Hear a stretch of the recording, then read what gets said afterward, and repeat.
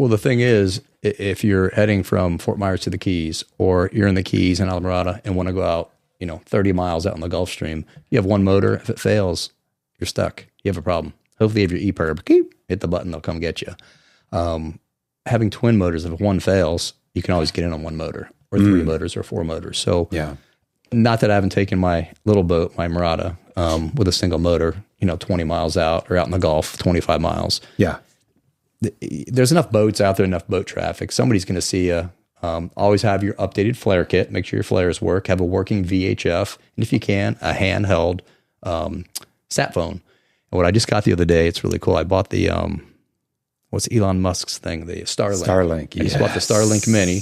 I got all the connections and all that. I'm going to mount it on the boat. So no matter where I am. That's fast internet wherever you are. It's smoking. Super fast. And people can still reach me. I can still be working. Doing my thing. And if we break down, hey, Coast Guard, I'm 35 miles out or Here's whatever. My GPS. Yeah. Lock and load. Come pick me up. Yeah. So anytime you're going offshore, making a long trip, going to the Bahamas, I would not recommend with a single motor. If you break down from like Islamorada to the Bahama Bank, it's like 89 miles. You break down, you got a problem. You get in squalls, you have a bigger problem. At least two motors and one breaks down, you can get there.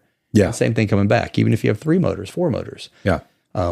I would say more inland with a single motor, definitely. Yeah, Smaller boat. And check the weather before you go boating always. The weather can get nasty out there. Yeah. And I think there's one critical thing that people need to consider, and that is that your cell phones, when you're out 30 miles, 20 miles, they're not going to work. 11 and a half miles. 11 and a half? Done. Okay. So that's the mark. Islamorada hump. I'm 11 and a half miles. It's spotty. You go 12 and a half, no cell service. Just here, line of sight, horizon. 13. I ran out of gas in the Cabo one day.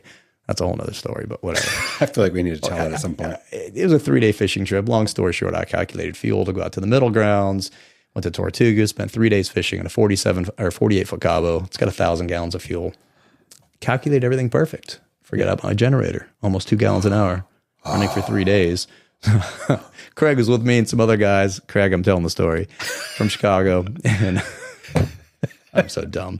So running from dry Tortuga, it's like 138 miles from there to the head pin of Fort Myers Beach. And I'm about 20 miles offshore. Actually, I noticed about 40 miles offshore, all the tanks are on E. I'm like, I said, Craig, we're not going to make it. He goes, what do you mean? I go, I'm going to run out of gas. He goes, how do you know? I said, because I know. I go down and hit that generator and shut it off. Not that it's going to make a difference, because this boat burns 75 gallons an hour when you're running. It's big sport fish. So I get about 18 miles offshore, out of cell service, and the motors, you feel, and before you run them dry, you don't want to do that. It's bad for the injection systems. Pull the throttles back, drop the anchor. And Bernie was with us. Bernie, and I think Craig's other buddy from Chicago. What are we going to do? We ran out of gas. I go, nothing we can do. I said, Bernie, bust out the grill. Craig, get me a beer. Let me get the VHF. I'm going to call the Coast Guard. They'll call CETO. And they sent somebody out. Yeah. So by the time the guy got out there, we had all of our fish cleaned. It took him like 4 hours to get where we are, because they had to come from somewhere, wherever it was. So the fish was clean, had a couple burgers, gave the guy from CETO a burger. He was so happy, and a Coca-Cola. And he pulled us in. We got in like 3:30 that morning. So I didn't calculate my fuel burn for my generator. Figured everything else out. Okay, well, mileage, and I have reserve 70 gallons. I didn't. There's a lot to unpack with that story. There's a lot, but we had a ton of fish. We had American Reds. We had red grouper, black grouper.